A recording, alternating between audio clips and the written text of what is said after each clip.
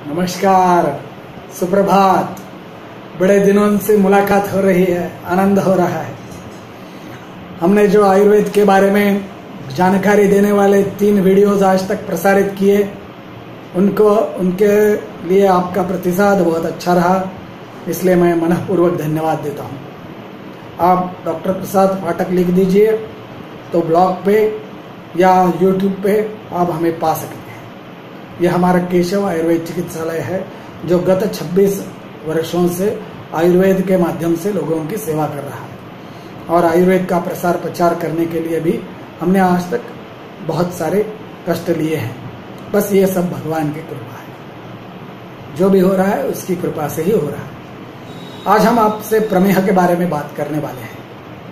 प्रमेह व्याधि ये आज भारत की सबसे बड़ी समस्या होकर उभरी है, क्योंकि जिसको प्रमेह हो जाता है उसको अनेक तरह के व्याधि होने की संभावना बढ़ जाती है, जिसमें कि हार्ट डिसीज, हृदय विकार का झटका आदि फैटल मृत्यु लाने वाली चीजें भी होती हैं।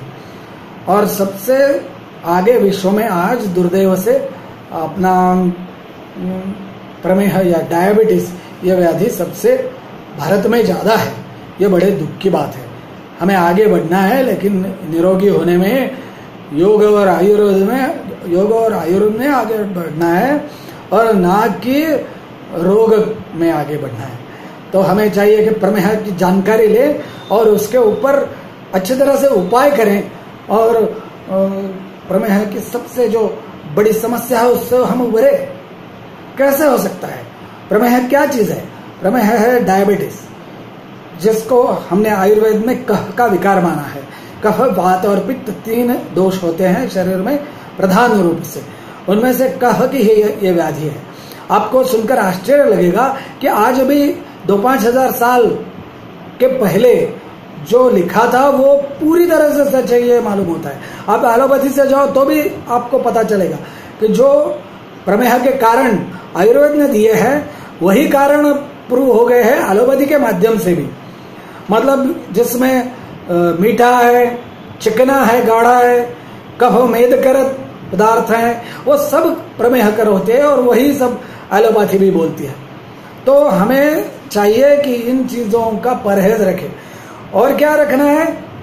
पूरा ब्यौरा हम अपने ब्लॉग पे दे देंगे, क्योंकि वीडियो देखने का जो समय है उसकी मर्यादाएं होती है, लेकिन जो मुख्य बातें हैं हमने बता दी। और दूसरी बात आयुर्वेद ने बताई है कि व्यायाम करो। जो व्यायाम नहीं करता, बैठ के रहता है, उसको प्रमेह होता है। क्या ये बात सच नहीं दिखाई दे रही है आपको? यस, डेफिनेटली ये पूरी तरह से सच है। ये आज के तारीख में भी हम अनुभव करते हैं। और तीसरी बात है अनुवंशिकता। अनुवंशिकता ये बहुत बड़ा कारण होता है प्रमेह के लिए। एलोपैथी प्रमेह के बारे में क्या कहती है वो हम ज्यादा दूर नहीं जाएंगे, क्योंकि वो आप अन्य चैनल पे देख सकते हैं। लेकिन इतनी बात तो है कि एलोपैथी कहती है पैंक्रियाज का फंक्शन ठीक ना होने के कारण ये व्याधि निर्माण होता है और इंसुलिन की मात्रा घटती जाती है। तो हम आयुर्वेद से क्या करते हैं?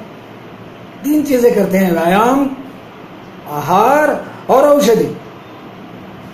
इस प्रकार की औषधि आयुर्वेद में है कि जो इस कफ मेद को कम करती है, इस मीठेपन को शरीर से कम करती है। और इसलिए कई रुग्ण हमारे पास हैं कि जिनका निश्चित ब्यौरा आपको ब्लॉग पे मिल जाएगा। कई रुग्ण हमारे पास हैं जो पूरी तरह से आयुर्वेद की चिकित्सा पे गत अनेक सालों से अच्छे हैं, जिनकी शुगर नॉर्मल रहती है।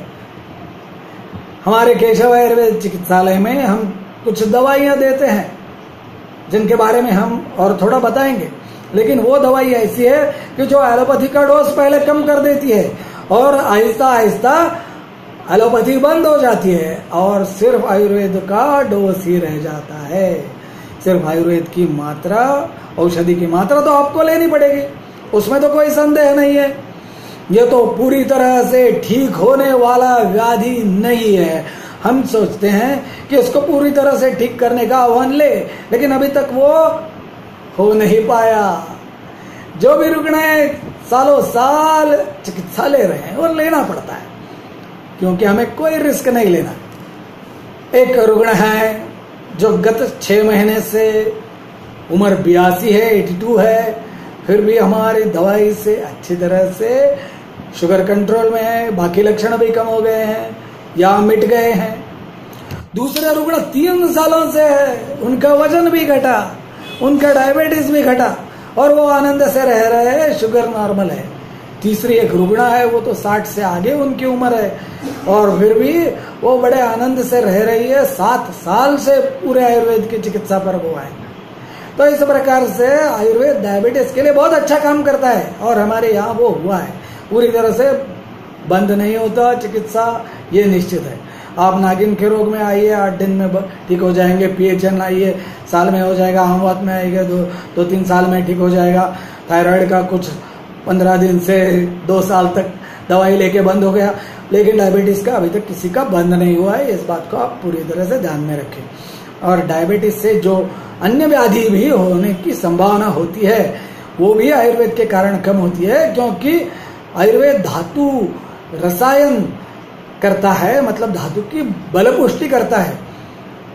और हम जो दवाइयाँ यूज करते हैं उनमें रसायन दवाइयाँ भी बहुत सारी होती है कि जो अपने धातुओं को जो प्रमेह के कारण दुर्बल होने वाली होती है उनको वो ठीक करता है। तो इस प्रकार से आयुर्वेद की चिकित्सा विदाउट साइड इफेक्ट बहुत अच्छी है और इसको आप जरूर आजमाएं और अपने दोस्तों यारों को भी बताएं, नाते रिलेटिव्स को भी बताएं और आनंद से रहें। डायबिटीज के ऊपर हावी हो जाए, ना कि उसके सामने झुके।